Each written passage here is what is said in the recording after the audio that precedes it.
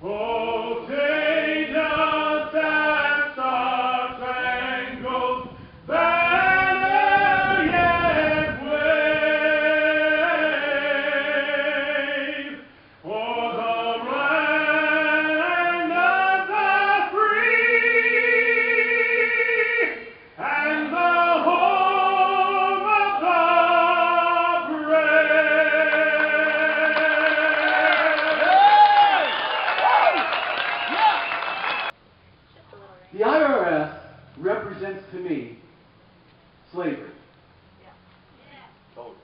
Now, there's nothing we can do about it, really. We got to pay our taxes. And I pay my taxes. You know, we all pay our taxes. It's important to pay your taxes because you don't need the IRS knocking the door down and dragging you out and throwing you in jail because really true power actually, literally, at the end of the day comes at the barrel of a gun. And it's unfortunate that it has to be that way in our country. But my protest is, you know, when we started the Tea Party, it was like, well, everybody was expecting, you know, riots in the streets and throwing tea in the river, and we threw tea in a garbage can, okay, the first one, because we got threatened by some left-wingers that they would have us fined for dumping in the Rock River, dumping a natural substance in the Rock River, okay. So some left-wingers decided they were going to threaten us to make sure we got fined. So, okay, we were creative. We dumped it into a garbage can. And everybody has been expecting the Tea Party to be some radical organization that does something really crazy and radical. You know, violence in the streets, we leave that to Occupy. Okay? We don't do that. But what can we really do? And so, for me, my little form of protest here in this moment is this. This is a 1040 right here. I printed it out on my own paper this morning, so it's not government property. It doesn't belong to the government. It belongs to me. Okay? My form of protest is to burn.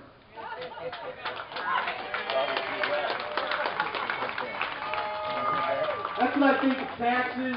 That's what I think of the IRS. That's what I think should happen to our government. That's what I think should happen to taxes and the IRS. It should be done, okay? And a fair form of taxation should be initiated. We need fair taxation, not the confiscatory, slave-inducing taxation that's being brought upon us now, okay? So without further ado, let me introduce our next speaker. Hi, Jim. He made it. Thank God. Okay, our next speaker is a young man. runs an organization called Illinois Conservatives. They have, 5,000 members right now? 4,500 members. These are the 20-somethings and the less than 30-somethings. So I guess that would make them 20-somethings too. So these are young conservatives. He had a real big battle with Adam Kinzinger, a 30-something, who was one of the youngest board members elected to a county board where he used to live, decided to come out and attack Zach Oltmanns, who supported Don Manzullo. Who now Zach Oltmanns is one of the youngest county board members elected to his county. It's interesting. So without further ado, I'd like to introduce to you Zach Oltmanns. Thank you, Zach.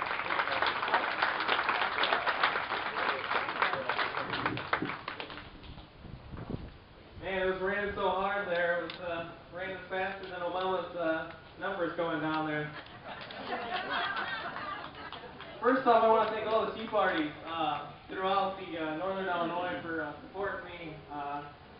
When Adam Kinzinger came after me, I was a 20-year-old nobody with no bearing on politics, he said to the Fox Valley News, which I disagree because obviously he knows me. He took office as county board when he was 20 years old. I just won county board down in Ogle County. I'm 21 years old. Okay. Why we're talking today, though, is because every vote counts. You know, I can say I won county board because the Democrats aren't going to slate anybody against me because there's not really much of a Democratic Party down in Ogle County. It's a good county. But I won by 8 votes. And our speakers today was Joe Walsh and Bobby Schilling. They're both in the battle of their life. Okay? Bobby's district got a little bit more Democratic. And hopefully with hard work from us over here in the Rockford area that we'll be able to do something to help him out. Joe Walsh got put into a district that's even more Democratic than the one he won. His opponent's going to be Tammy Duckworth, who's tried to get in and lost. So, but she's going to have a lot of funding. So we're going to have to work for these Tea Party guys to send them back to Washington. In Wisconsin, they got concealed carry. Alright? That made them the 49th state out of 50. Do you guys know which one doesn't have concealed carry? There you go. That would be us. And then every state in the nation, except for 13, says teachers can't strike. Well, we're one of them that says teachers can't strike. As a firefighter, I can't strike. Alright? Obviously for public safety. I think the education of our kids and people in my group is important too for public safety. We have to have a smart children coming through to move this country forward. And if teachers are striking because $80,000 isn't enough, then that's a problem.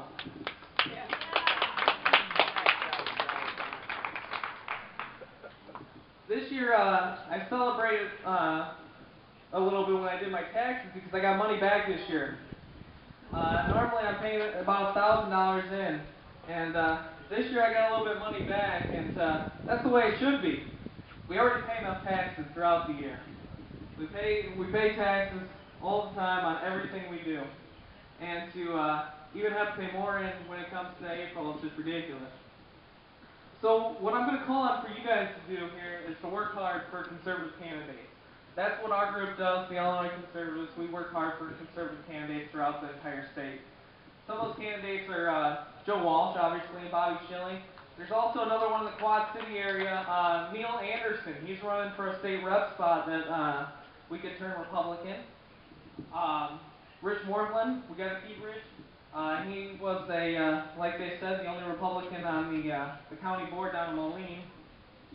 And we just have to keep organizations like this. The Tea Party, this is the 3rd time I've spoke to the Rockford Tea Party. I've spoken to other Tea Parties. Either they like me or this is all that you get. So, I don't know yet. But I came here to speak today just to thank the Rockford Tea Party and all the Tea Parties and coming to my defense and coming to all the young people's defense when we backed Manzullo. Kinzinger said we shouldn't back him, Manzullo, because he's the old candidate and Kinzinger's the new candidate. Our group says, you know, we're young, but age doesn't matter, conservatives matter, and that's why we put back on Manzullo. Thank you, Zach. You know,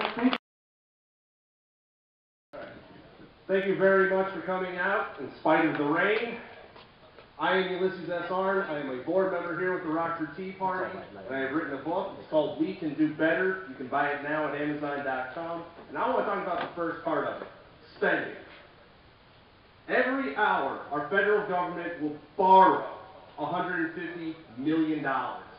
Every last person here owes more than $30,000 on our $16 trillion in national debt. Our government spends and spends and spends and spends to the tune of 1.4, 1.3, 1.3, and $1.3 trillion deficits the last 4 years and projected for this year. Something has to change in Washington, and it begins by the government stopping the spending. Now, as you all saw with the deficit supercommittee debacle and everything else, the folks in Washington find it very, very hard to cut even a little bit of money from the budget. I went ahead and did something they can't do. I found, dollar for dollar, item by item, program for program, $1.4 trillion that can be cut from the budget, bringing our budget into balance. Now, couple that off with a great plan by Senators Jim DeMint, Mike Lee, and Rand Paul, that their plan balances the budget in 5 years. You do that. You take those cuts that I identified, you reform Social Security, Medicare, Medicaid, you reform our tax code. This nation can do exceptional things, and you all have to believe that. You all here are people willing to act. You have to take that willingness to act out to your neighbors, out to your workplaces, and you have to convince people to send new people to Washington who will get the simple things like our core principles of limited government, physical responsibility, free enterprise, and integrity to our Constitution. The book is called We Can Do Better. I hope you all give it a read. Thank you very much. All right. I'm not a great public speaker, but I'm going to give it a shot here. Like he said, my name is James Madison. I don't know how many people know, but James Madison is the one who drafted the Second Amendment. It's kind of funny how I'm in this business. My mom and dad have been in this business 40 years. My grandfather started it 57 years ago. Second Amendment's pretty important to me and my family. But really, truly, not the reason why I'm here today. I think we need to think about the veterans that protect the Second Amendment. We're talking about the servicemen that are there now, the veterans that have fallen. I saw veterans in the crowd here today. They know what I'm talking about here. In 1979, my dad bought a little Ford Pinto wagon for a company car, and everybody laughed because we used a Ford Pinto to go to Chicago and pick up guns and ammo and gunpowder. Me and my brothers ran the wheels off that little Pinto going back and forth to Chicago. And everybody thought, gosh, here's the car when you hit it. It explodes, you know, we're hauling gunpowder in this thing, you know. But that's what Dad bought. We ran it for a lot of years, and Dad went to sell it, and I bought it. So I drove this car over and over and thought, you know, I've got other buddies that own these Pintos. We got together and we thought, why don't we do something with our little Pintos? We'll go on a little car cruise. Last year was the 40th year for the Ford Pinto. Wow. So we thought, you know, let's go to the All Ford Show in Pennsylvania, and we'll celebrate the 40th year. So we got online and invented this website called PintoStampede.com. Well, instead of driving a Ford Pinto, for the fun of it, we thought we'd do it for wounded warriors. So we thought it was a great cause, and you know, what better thing to do? Let's have fun with our cars, raise a little money. So we went last year, had a great time. We raised $13,000, just cruising in a Pinto. Now, I've been driving my Pinto for 35 summers. It's parked up there at the top of the hill, and they still poke fun at me. But I like my little car, so Shannon's walking around and I'm just getting donations.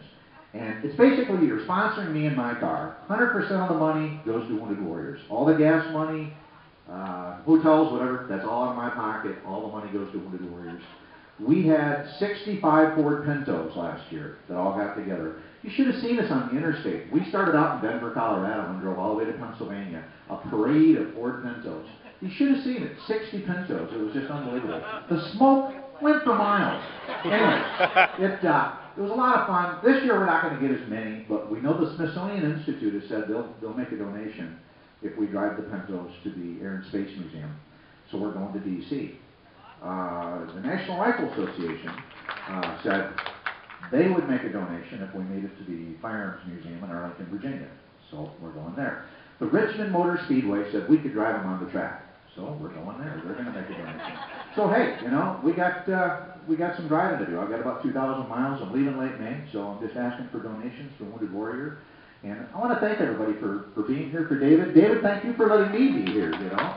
And truly, you know, I just think this is a great opportunity for everybody to get together, rain or shine. You know, it could have been a lot worse today, believe you me. So, and again, thank you everybody for donating, and thanks for giving me the time, Dave. Thank you, Dave.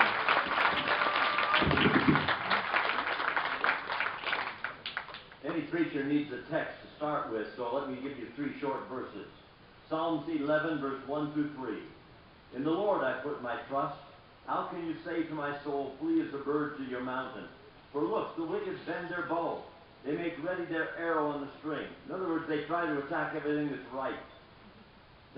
That they may shoot secretly at the upright in heart. If the foundations are destroyed, what can the righteous do? Number 1, I hear a lot of talk about America was not founded upon biblical principles. Thank you. Wasn't founded upon biblical principles, and this is not a Christian nation.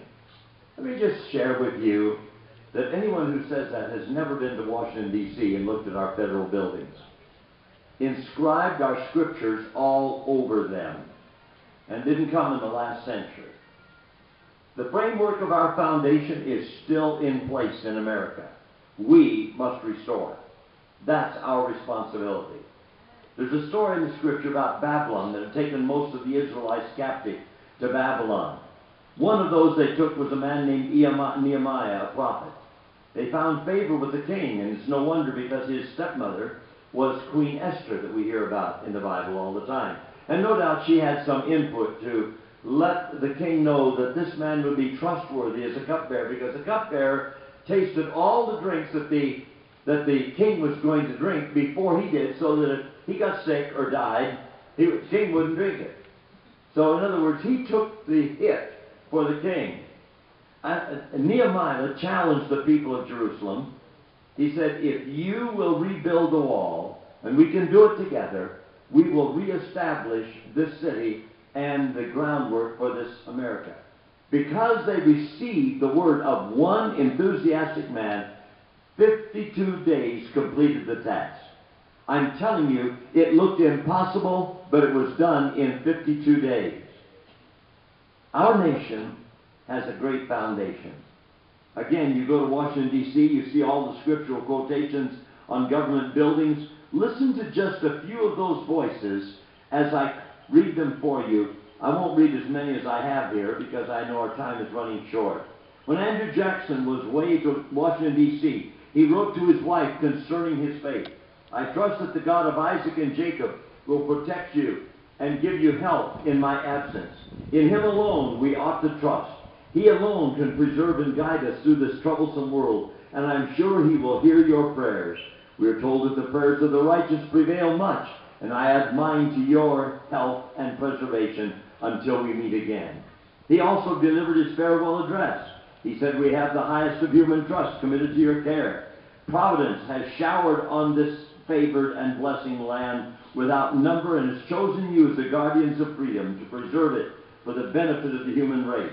May he who holds in his hands the destinies of nations make you worthy of the favors that he has bestowed and enabled you with your hearts and hands and sleepless vigilance to guard and defend to the end of time the great charge he has committed to your keeping.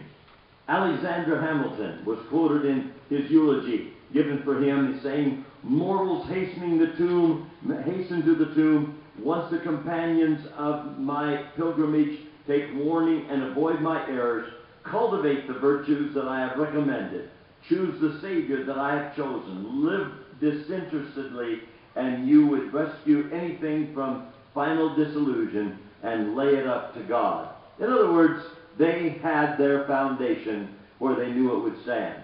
The Pennsylvania government, Benjamin Franklin, said, "It is the duty of mankind on all suitable occasions to acknowledge their dependence on the divine being, that Almighty God would mercifully interpose and still the rage of war among the nations, and that he would take this province under his protection, confound the designs and defeat the attempts of its enemies, and unite our hearts and strengthen our hands in every undertaking that may be for the public good and for the defense and security in this time of danger." I could go on with one after another after another. Ulysses Grant, your favor of yesterday asking a message from me to the children and the youth of the United States to accompany our centennial number in this morning, receive my advice to Sunday schools, no matter what their denomination is, hold fast to the Bible as sheet anchor of your liberties. Write its precepts in your hearts and practice them in your lives. To the influence of this book are we indebted for all the progress made in true civilization, and to this must we look as our guide to the future. Righteousness exalteth the nation, but sin is a reproach to any people. You think we were founded upon godly principles? I think so. I could go on and on. I'm not going to take a lot of time. But for those who would say that we are not a Christian nation, have no idea of our history, they need to read it. It's very clear and it's very strong. Let me tell you this. While I'm concerned about unemployment, I'm concerned about taxes, I'm concerned about all of these areas, I am more concerned about the moral breakdown in America that is a deeper pollution than all of the others put together and will destroy us from the inside out if we don't correct it, and correct it rather quickly. With that, may God bless you in all that you do. Thanks for inviting me, and thank you everyone for coming. Hey, how about one more round of applause for my U.S. Congressman, Mr. Bobby Schilling.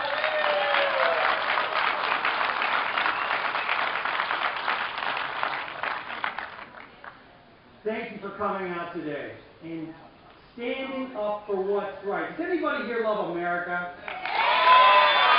I thought so. My lovely wife of 32 years is over there. Everybody wave to Betsy. We got here a little late because we got lost on the way. I'm sorry. Let me tell you a little bit about what I faced down in the state capitol. This year I had 4 bills that were pro-jobs, pro-opportunity for the state of Illinois. Good idea, right? Well, guess what? I went to the committee chairman where those 4 bills were assigned. Revenue and Finance. And I had my secretary down in Springfield make up this nice little packet and present, so I could present my bills to him and talk with him about it and all that other stuff. And I did it on the floor. I didn't even take them to committee. I went on to him on the floor and I said, "Hey, John, here are my bills, and they're before your committee. Do I even need to show up and try to bring my bills in committee?" He said, "No, Rich, don't." Then he turned around and he said, "Boy, Rich, thank you for doing that right. Because there are people who've been here for 15 years and don't know how Springfield works." Well, I have to tell you something. Springfield doesn't work. It's broken, and we gotta fix it. Now, the good news is, in the time I've been there, I have to say I'm very pleased that my Second Amendment bills, they've been letting through. And I'm going to talk to you a little bit about that. But a word about the Second Amendment. Think about this. When our founding fathers finished writing the Constitution, to my mind, the second most important document in Western civilization, when they finished writing that, they said, "Wait, let's get 10 things straight." We call those the Bill of Rights. And the first amendment to the Constitution that they made said, you have the freedom to live by your conscience and to have your thoughts. And they call that freedom of religion. And then they said, you have a right to express your thoughts to others. That's freedom of speech.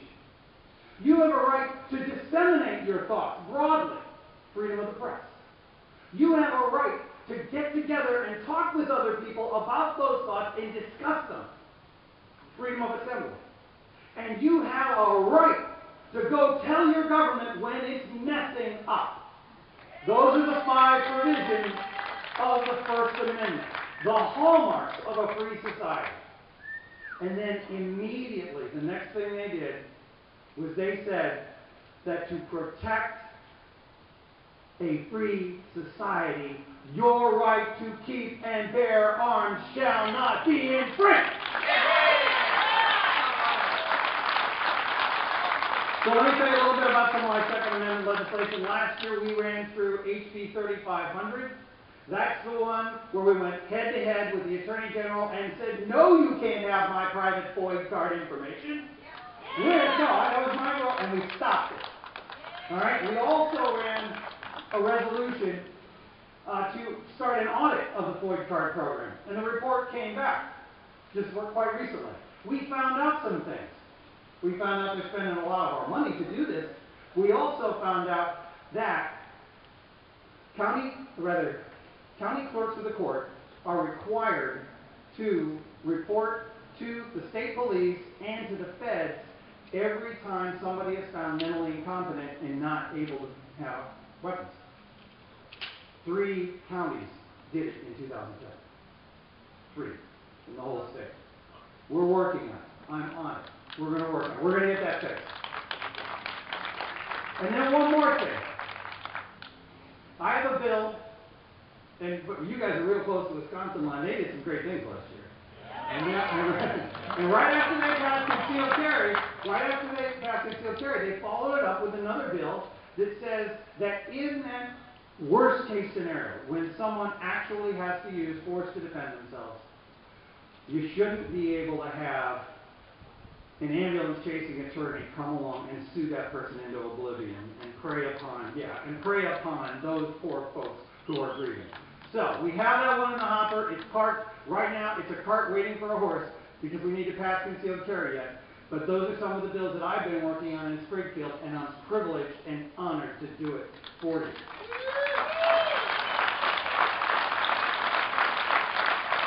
But I can tell you, you have a lot of work to do. Yeah, I don't know that everybody knows this, but the political wave that swept across the United States in 2010, that political wave was made of tea. It was made of tea. All right, but guess what? By comparison, this time we need a tsunami. So get ready to work. We need to straighten our local county boards. We need to keep sending good people to Springfield. I'm glad to work with Joe Sosnowski, and Dave Winters did a nice thing stepping aside to let Joe keep going. And we need to get other new people coming in. There were only 6 seats away from sending Michael Madigan on his long-awaited retirement.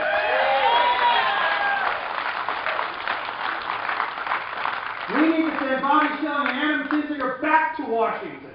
We need to keep them working for us.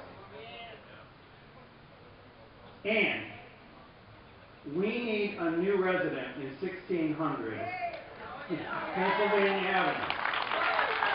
All right, let's work hard and show everybody what we already know. He was a one-term blunder.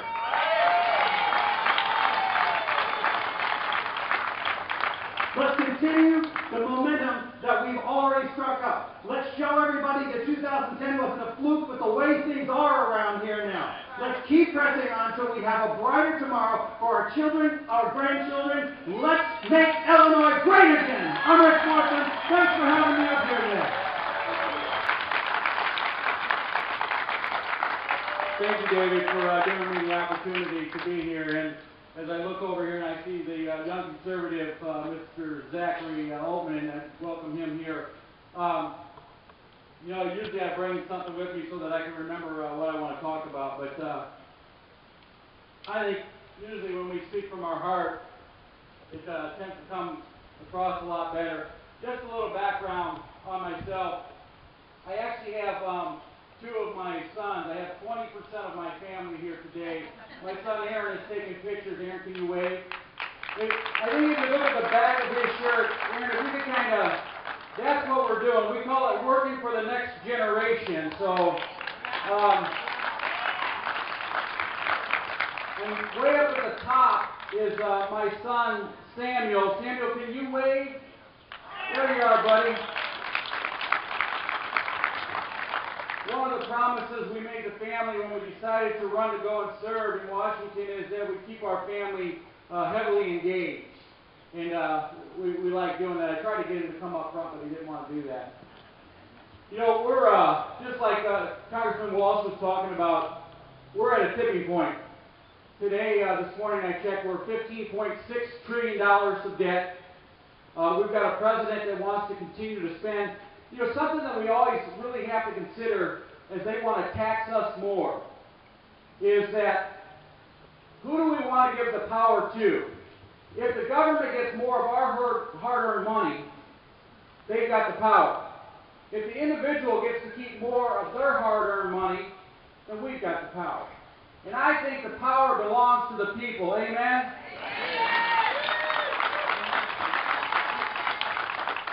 What we're going to see is this president, and we're actually already seeing it, is very, very divisive. And very, very unconstitutional. What he's going to try to do is divide the United States of America for political gain. I'll give you a case in a point. Because of all of his failures, unemployment rates at the highest since the Great Depression, for the longest period of time. Gas prices are at $4 a gallon. Think about this for a minute. When he took office, what used to cost you $50 now it costs $100. People are having to decide whether or not they're going to be able to buy groceries or prescription drugs because this president is unwilling to allow the United States of America to access our own domestic energy. And what we have to do is we've got to get this president to where he makes it legal for us to tap into our own natural gas permits. He's made it illegal for us to access permits to natural gas. He's a big deceiver. What he tells people is that we're tapping into more oil than we ever have before since he's been in office. But the deceit he gives us is this. That's on public or private ground. The public ground is where the assets are, and he knows that. Remember when he went down and he was talking to the guys on the Keystone Pipeline? And he went to the part where the private sector is actually putting that pipeline in and made it look like he was putting it in. But yet won't give us the big pipeline that's going to get the oil to where we need it to be. The Affordable Health Care Act. The unconstitutional mandate. Hopefully, that thing will go down into flames and we can talk about true reform for our health care system. Think about this for a minute, what he's got. He's got IPAB. They don't want to talk about any of this. You know, I'm seeing a lot of veterans. Veterans, can you just kind of give us a wave? God bless each and every one of you. Thank you for your service to this great nation. It's because of your fighting and friends and others that have fought and died for this nation we're able to assemble here today. But IPAB is serious because what IPAB does is the president and his czars will appoint special friends to come out and be the person between our doctors and our patients. They'll tell my 90-year-old grandmother whether or not she's going to get the health care that she deserves. It's completely wrong. Think about this. 16,000 brand new IRS agents. Trust me, folks, they're not there to save us money. They want to know what you got in your account. They're going to have live access to your savings and checkings account. What was that? She's already read the whole thing. 58 and 59. But another thing that's in there is the medical device tax on American companies. It's another incentive, and these guys have done a great job of chasing companies out of the United States, but it's another incentive for the medical device companies in the United States of America to leave. Look it. What we do in Washington, D.C. is we create an environment of certainty, giving peace of mind to the job creators to know that here's the cards that are on the table, now let's put people back to work. What these guys are doing, President Obama, this administration, has put more $100 million pieces of regulation on American companies, more than George Bush and Bill Clinton combined. And they believe that by taxing and regulating us is going to put Americans back to work. It doesn't work that way. It's completely the opposite. We're going to have you sing here in a minute. But here's the deal. We know there's problems, and what we have to do is on health care. We've got to have a good, solid, honest debate where Americans have a voice, where we don't have special deals for special people, where members of Congress, if it's good enough for the American people, it's good enough for Congress. Amen to that? Matter of fact, I think members of Congress should be the test marketers, and you guys try it out. Let us know how good it is, and then if it's good, we'll let you try it. Keep in mind, just like Joe Walsh, what I did is when I went to Washington, I made a promise to the people of the district.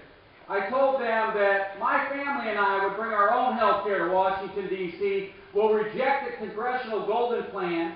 We're rejecting the pension that they have. There's a pension that in Congress, what you do is after 5 years, you get vested. How many people can work somewhere in the crowd here? Just raise your hand for 5 years and get vested. That's what I thought. It's wrong, and we need to eliminate that pension plan for the members of Congress. Now, trying to eliminate it is one thing because you get a lot of bad looks. So what I did was I took the bill, instead of allowing them to retire as early as age 50 or as early as age 62, I wanted to make sure that everybody out there, if they're going to get it, that they're going to go all the way to age 65. And it was really funny because when I went over to my chief of staff, Betsy, and she says, "Boss," she goes, "I got to tell you something. When you drop this bill in the hopper," she goes, "you're going to really make some people upset." And I looked right at Betsy and I said, "You know what, Betsy? I'm not here for the wall plaque. I'm here to fix America for my kids and my grandkids, and I don't care what type of looks I get." The funny thing is about 4 days after I dropped it in the hopper, I started noticing some looks going on, and I had forgotten all about dropping that bill, and I'm like, why do these guys look at me this way? And then I remembered I dropped that bill in the hopper, and Betsy was exactly right. But I think what we need to be able to do is just be true leaders and not be afraid of any type of person out there. And I think that by going against leadership on several of the votes that I cast, they know where Bobby Schilling stands. And you know what's nice about my family and I? Is that when I'm all done serving, because I don't want to make a career out of this. I had no intentions of ever running for Congress. What happened was after President Obama was out on the trail and he ran into a guy by the name of Joe the Plumber. And I know his name's not Joe, and I know he's not a plumber, but to be quite forward, I really don't care. Because it was what the senator at the time said to Joe about sharing our wealth. Now, being a dad and a husband and a small business owner, I had a problem with the president wanting to do this, especially coming from a family that had not taken a vacation for 14 years. And, I'm one of those guys that I believe that we can share with who we want. No government comes in and dictates to us who we share with. Now, on the flip side of that, I'm one of the guys that my accountant came to me and said, "Hey, Bobby, you've got to quit giving away so many pizzas because what's going to happen is you're going to be on the receiving end because your business is going to fold." So my dad taught me as a little kid, is you give till it hurts. Enough about all the negative. We got problems, we got to fix it. A little bit about my wife Christy and I. We are so excited to have the Rockford area in the new district. And look when these guys redrew this map, they weren't smart enough to figure out that you can't use the 2008 election cycle with Barack Obama at the top of the ticket, because the further away you get from Chicago, the less we like what's going on with our country.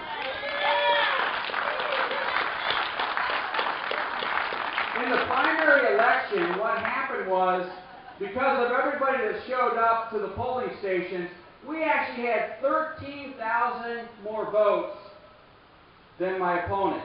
And all of the opponents on the Democratic side of the ticket, which is pretty darn good. But I will tell you this.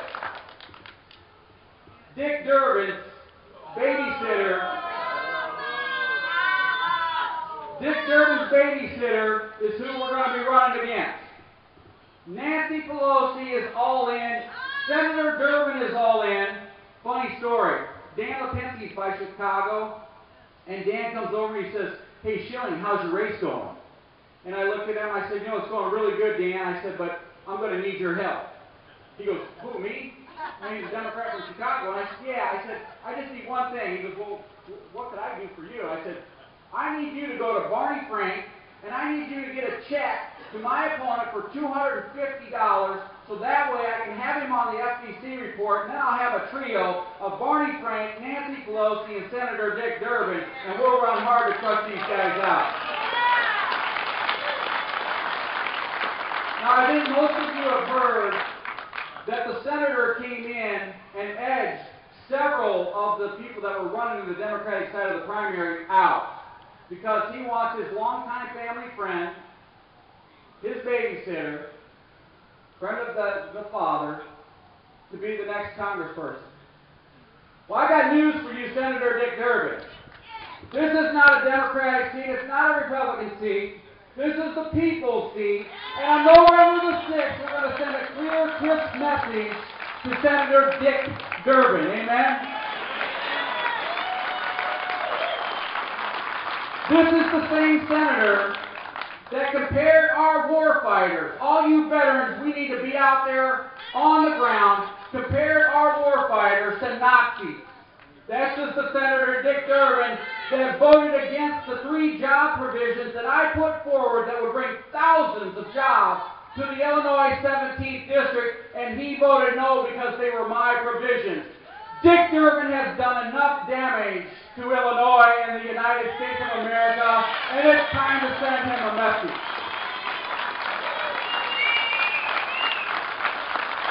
The thing that they don't understand for is I don't do this for Bobby Schilling. I do this for my kids. Because how many of us here believe that our kids and our grandkids are going to have a better future than we had? And by golly, we're not going to sit back and watch these guys destroy America right before our very own eyes. Look it, the Constitution, the freedoms that we enjoy today are under attack. The most recent attack to the Constitution was our First Amendment rights, and it's called the Religious Freedom Right. And for anybody to come through and tell any church what they're going to put in their health care, and look it, don't let these liberals drag you into the dirt. This has nothing to do with birth control. This has to do with an out-of-control government dictating to the Roman Catholic Church that they're going to be forced to buy something that's against the church teaching. Look it. First they came for our light bulbs, then they came for our toilets, and then our shower heads, now our religious freedom, and next will be our Second Amendment rights. Ladies and gentlemen, it's time to stand up and fight these people head on and take our America back from those who are destroying it right in front of us. Amen? I want to thank David Hell for his time and dedication. This is a true American patriot who loves the freedom that we enjoy. We've got to rise up, take these guys out, get our country back on track. We've got an obligation to all of our kids, grandkids, and every war fighter that ever fought for the freedoms we enjoy today. God bless you. God bless America. Let's get this thing done.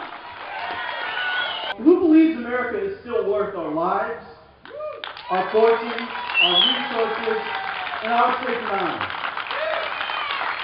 if you believe that, then that's why we're here in the Tea Party. We get a lot of, well, what are you in the Tea Party for? You guys are a joke. It's kind of the butt end of jokes sometimes, the Tea Party. But here we have people who care about our sacred honor and our America's future forever. And who else is going to do it if we don't do it? So thank you for being here, because without you, we would not continue this thing on. America, we'd have been done 3 years ago. Wouldn't you agree? We'd have been toast 3 years ago.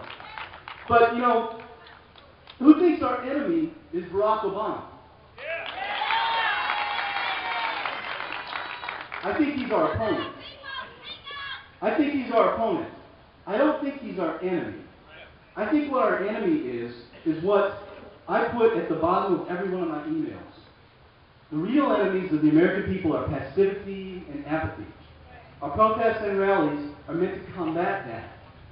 Americans have trusted their government, who has assailed that sacred trust that we handed to them. Who is our government? Those are our legislative officials, people we elect in office. They have trampled on that oftentimes, and we kind of got sick of it, I think. Isn't that an understatement? So, every generation must and has risen to speak to power, or the abuse would have gone uncontested. Every nation must, and every generation must and has risen to speak to that power, and our government must take the privilege we elect them to and not go beyond the limits that we've given them. Who believes that we are the government? Who knows we are the government? You know we are the government? We are the government, okay? We, the American people, are the government. It's not those guys that we elect. Yeah, they're part of the government, and they're one of us. But we continue to be the government, okay? So, without further ado, I would like to start off by talking a little bit about Joe Walsh, the guy who I think is doing the things in office that we would do if we had been elected to that office. And that's a line I stole from him, okay? He's doing the things in office that we would do if we were elected to office. And I see Bobby Schilling is in the house. Hi, Bobby. I'm gonna have Walsh up here first. I hope you don't mind. Okay. So Joe Walsh, one of his first engagements with the Tea Party was at the Tea Party Express when we had that here in Rockford. What was that? 2 years ago, and Joe told me, he said, "Yeah, I'd like to speak at your Tea Party." I said, "Well, it's not my Tea Party; it's everybody's Tea Party. But well, why should you speak here?" He goes, "Well, because I'm going to be the man that does the things I tell you I'm going to do." And I was like, "Yeah, sure, okay." I've heard that before, and we've heard this a lot of times. But Joe Walsh went off and surprised us all, because Michelle Bachmann wasn't really the Tea Party congressional candidate. And we know Adam Kinzinger wasn't the Tea Party congressional candidate. The man who rose from a dark horse from nowhere and became the real true Tea Party candidate was Joe Walsh. And I am proud to call him my friend. He's like my William Wallace, okay? And I love him, and I appreciate him. Joe Walsh, come on down and tell us what you got. Thank you. Thank you, David Hale. Again, I'm asked often, why the heck am I in Rockford so much? I'm here because I genuinely love David Hale. I love this Rockford Tea Party group. I said from the beginning, the heroes in this movement to take this country back are not Bobby Schilling and Joe Walsh. The heroes are all of you sitting here. The heroes are David Hale. Right? This isn't complicated. This is what our founders set up. You set up a system where anybody sitting here can be our voice in Washington. There's nothing special about us. What's special is what we say. And we're now at a point in this country where we are perilously close to losing everything we know about America. I can tell you, Bobby and I have been in Washington for about a year and a half now. I go to bed every night in Washington, not at all happy with the progress we're making, not at all satisfied by how quickly we got to get back on the road to freedom, but before we all beat each other up every day and night, we are making some progress. We are making some progress. The Tea Party movement woke up in this country 3 years ago and said, Republicans and Democrats, stop it. This is not the country I know and love, and you did something. You did something. You sent a group of Republicans to the House. And you know, when you did that, you probably had this much faith in us. And that's how much faith you should have had. And that's how much faith you still got to have. But you know what? Thank God we're there. Thank God we're there. If you're not happy with what we've done, imagine Nancy Pelosi still as your speaker. Imagine Barack Obama being able to spend every single dime he can get his hands on. Yesterday, I'm campaigning in Illinois' 8th District. We bought a RV, an 1984 RV, a mobile home. We are going to ride it around our district every day of the week for the next 7.5 months. On that RV, I put the words. Boy, I'm taking you everywhere. Man. On the RV, it's got the words. It's time. You ready? It's time. You ready? Now, I don't usually read a speech. My political people are always trying to get me to read speeches. I can't. But I want to read to you. Give me 1 minute. And you be quiet over there. I'm going to call security. Give me 1 minute and let me read exactly what I have put on my RV, on our RV. And we're going to get hundreds of thousands of people to sign this RV if they agree with this. You ready? It's time for all of us to grow up and get back to the values that made America great. Freedom, individual responsibility, community, limited government, and free markets. It's time to end career politicians. It's time to get rid of gold-plated health and pension plans for politicians. It's time to demand our representatives come home every week and directly answer our questions. It's time to quit bankrupting our kids and our grandkids with this unforgivable debt. It's time to balance the budget, just like millions of Americans have to do every year. It's time to lower taxes for all Americans. It's our money, not our government's. It's time to create jobs by getting government off of the back of small businesses and manufacturers. It's time to quit bailing out Wall Street and big business. It's time to repeal Obamacare. Never let government get in between our families and our doctors. Give us the freedom over and the responsibility for our health care costs. It's time to reform Medicare and Social Security so they're around for future generations. Quit playing politics with these programs. It's time to bring our troops home from Afghanistan tomorrow. It's time to end illegal immigration. We are better than Washington, D.C. thinks we are. But you know what? It's up to us, you, to let us know that. We have to grow up. You have to grow up and have the courage to tell your politicians to quit making special rules for themselves.